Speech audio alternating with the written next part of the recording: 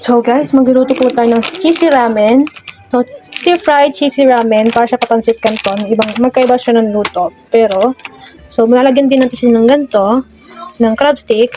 Tapos magboboil tayo ng itlog, mga 15 minutes. Tapos, wait lang, boil na natin to. Ayan, nakabukas na. Wait natin yan ng mga 15 minutes. Maglalagay po natin tong cheesy ramen doon.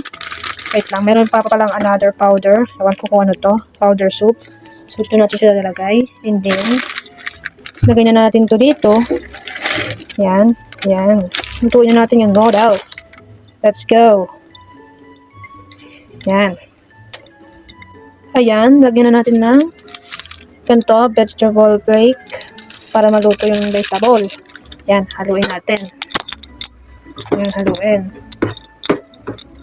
Tapos, yung soup mix. Ay, hindi ko napakita sa inyo. Powder soup pala. Yan.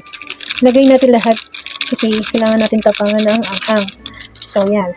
Going to put the halo-halo like that. Yan. Ang init na. Too hot. 4 minutes lang yung lutuin.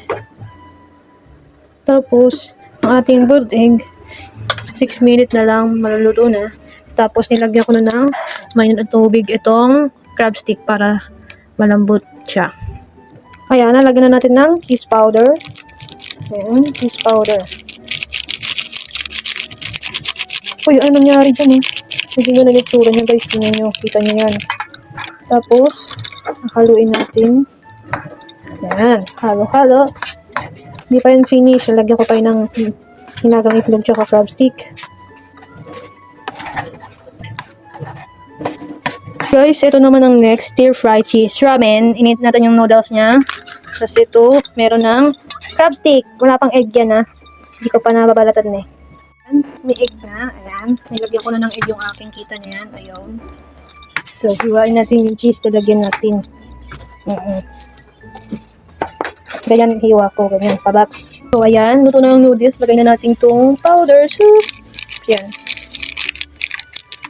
Hindi ko na papakita ko sa inyo kung paano ko haluin. Pakita ko sa inyo pag finished product na siya.